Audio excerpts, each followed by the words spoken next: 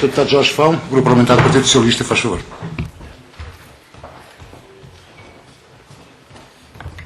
Muito obrigado, Sr. Presidente. Cumprimento, permitam-me de uma forma rápida a todos, até porque já tive a oportunidade de me referir de uma forma individualizada.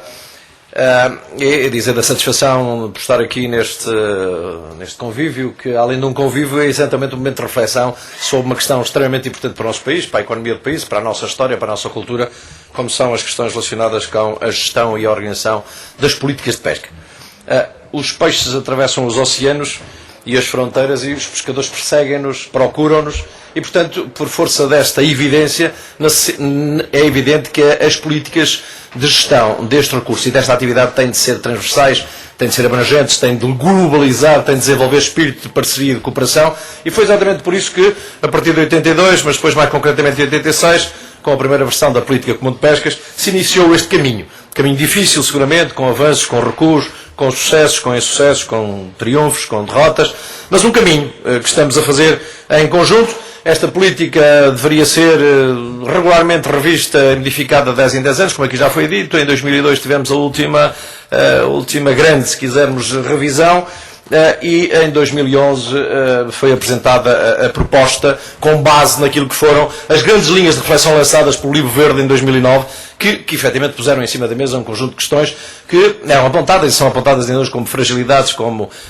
falhanços, se quisermos, daquilo que foram ou que tinham sido as políticas comuns definidas até esta data. Eu hoje ouvi aqui duas afirmações, enfim, vindas sobre esta matéria da política comum de pesca, ou seja, da reforma e das perspectivas da nova política, que naturalmente não me deixam preocupado, deixam-me mais alertado para a questão, mas não deixam de ser sintomáticas para a necessidade de numa reflexão profunda que nós temos de ter. E essas afirmações foram, eu também noto aqui, duas delas, uma do António Cabral que diz reforma, uma oportunidade perdida, e outra do Frederico Pereira que diz reforma, uma reforma falhada. Ou seja, estas duas notas são notas que, por outro lado, se nos realçam a preocupação por este processo, por outro lado também nos devem despertar para a necessidade de fazermos mais e melhor de uma forma ao nível do acompanhamento e da nossa intervenção. Enfim, tendo em atenção aquilo que são algumas limitações da nossa capacidade de influenciar a decisão no espaço europeu, isso não nos deve fazer, desde logo, baixar a toalha, nem assumir que isto é completamente falhado por Portugal. E, aliás, eu registro aqui o que diz a Maria do Céu Patrão Neves, que, naturalmente, isto sim deve ser registado, deve nos motivar mais, mas acho que não devemos ficar aqui, enfim, num lamento total e numa incapacidade de reação em relação àquilo que são as obrigações de todos nós, que é a defesa, efetivamente, dos interesses nacionais e da salvaguarda da pesca em Portugal. E eu acho que também há espaço, efetivamente, para isso e perceber que também há aqui algumas oportunidades que temos claramente de agarrar. Porque Portugal tem, efetivamente, um grande interesse a todos os níveis nesta questão, por questões culturais, na questão da pesca, por questões culturais, questões históricas, questões económicas. Bom, claro que também nós, hoje em dia, na atualidade, temos de ter algum cuidado, porque porventura podemos descentrar um pouco a nossa preocupação quando falamos do mar nas questões da pesca. Durante muito tempo, quando falávamos de mar, pensávamos só na pesca. Provavelmente agora corremos o risco de, ao falar de mar, esquecer a pesca. Temos de ter cuidado com esta questão, porque realmente a economia do mar, a política marítima integrada, o crescimento azul, o ordenamento do espaço marítimo, a energia, o transporte, o lazer ligado ao mar são importantes, mas a pesca. A pesca é uma matéria que não pode perder esta nossa concentração nacional em termos de defesa dos nossos interesses coletivos. E também aqui foi dito hoje, e bem, isto também é um desafio às organizações do setor. É aos políticos, obviamente, aos políticos nacionais, aos governos, aos políticos europeus e aos decisores europeus, mas é também um grande desafio às organizações representativas do setor, e aí que já foi dito hoje muito bem a necessidade do seu rejuvenescimento, da sua profissionalização ao nível de funcionamento, do consenso relativamente às ideias e às propostas que tenta apresentar, ou seja, há aqui também trabalho para todos nós, que é fundamental para podermos atingir aquilo que todos nós pretendemos, que efetivamente que desta reforma da política comum de pescas entrar em vigor a partir de 2014, haja efetivamente uma evolução significativa da defesa dos interesses de Portugal. Bom, o Livro Verde fundamentalmente pôs em cima da mesa as questões da sustentabilidade ambiental. Mas também, naturalmente, o equilíbrio dos três pilares, a sustentabilidade ambiental, a sustentabilidade económica e a sustentabilidade social desta questão. Chamou a atenção para a necessidade da transversalidade das políticas integradas do mar, porque não só a pesca, mas as vertentes que estão intimamente ligadas. Chamou a atenção também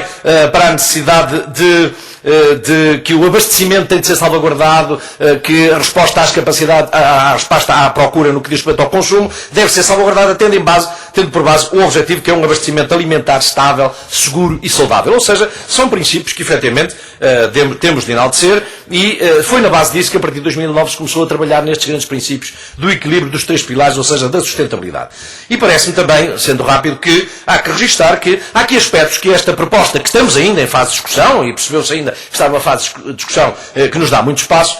nos aponta aqui questões interessantes, nomeadamente um investimento forte, ou uma previsão de investimento forte no que diz respeito à investigação e à ciência, a questão dos planos plurianuais, que não sendo novidade deveriam ser reforçados, a questão das preocupações pela valorização do circuito de comercialização, pelos aspectos relacionados com a informação do consumidor, pela consagração das 12 milhas, pelo combate à pesca ilegal e pelos acordos com países terceiros salvaguardando estas questões, enfim, por evolução no que diz respeito à travagem naquilo que era uma ideia sobre as cotas transferíveis, ou seja, há aqui questões que efetivamente também temos de considerar como avanços e como perspectivas de interesse para o nosso país. Contudo, e bem, hoje aqui foi focado que há aqui aspectos de fragilidade grande, particularmente tendo em atenção os interesses nacionais. A questão, desde logo, esta questão que foi muito aqui batida da proibição das rejeições, estima-se que cerca de 23 a 24% das capturas são para rejeição, mas temos de perceber que este problema da proibição das rejeições tem implicações de variadíssimos níveis, de grande preocupação para o sistema económico da nossa pesca e, portanto, é preciso terem atenção que esta questão não pode, e claramente se percebe, e o nosso entendimento é esse, que a partir de 2014 estar em vigor decididamente. Tem de haver aqui uma progressividade, tem de haver salvaguarda de uma série de aspectos que, naturalmente, se não podem pôr em causa todo o equilíbrio da atividade económica nesta matéria. Por outro lado, também aqui, as questões relacionadas com a descentralização e a responsabilidade dos Estados-membros têm necessidade de um reforço significativo que se percebe através daquilo que nós hoje aqui ouvimos e daquilo que temos acompanhado, em que não está atingido talvez o interesse que pretendemos para o nosso Estado, para Portugal, daquilo que são os patamares de descentralização e de regionalização, que, para a defesa da especificidade dos interesses da nossa pesca, com características muito próprias, é fundamental que o reforço da descentralização e do papel dos Estados-membros, nomeadamente de Portugal, seja forte e marcado, sob pena de, efetivamente, não podemos atingir o objetivo de salvaguardar os nossos interesses específicos. As questões também relacionadas com o rendimento mínimo sustentável 2015 está perfeitamente também constatado, penso pela maior parte, vou terminar, pela maior parte de todos aqueles que intervieram, que efetivamente isto não pode a partir de 2015, ou melhor, já a partir de 2015, estar no patamar de exigência que se pretendia. Não há oportunidade de falar algumas coisas sobre, e acho que era importante, embora também numa fase ainda um pouco mais atrasada, da questão dos instrumentos financeiros que vão suportar esta política, mas também dos instrumentos financeiros há uns indicadores de questões que nos podem ser favoráveis. E voltamos aqui ao mesmo registro. Temos de ter, em relação àquilo que à pesca portuguesa e ao país, pode vir a caminhar no sentido de salvaguardar os nossos interesses, mas naturalmente também terem atenção, particularmente no que diz respeito aos critérios de distribuição e tentar fazer vincar efetivamente e garantir a questão de que pelo menos o espaço marítimo seja um dos critérios fundamentais na distribuição, porque isso obviamente valorizará muito a nossa atividade. Por outro lado, as questões dos instrumentos financeiros levantam-nos também, ou pelo menos as previsões, sérias preocupações. Desde logo, por exemplo, o fim do apoio às paragens biológicas, parece que está previsto, grande preocupação para o nosso país. A questão relacionada com uma indefinição completa no que diz respeito à renovação e modernização da frota da pesca artesanal, a maioria da nossa frota, nomeadamente no apoio às novas concessões, que generalizado não serve os nossos interesses, e muito menos no que diz respeito também à modernização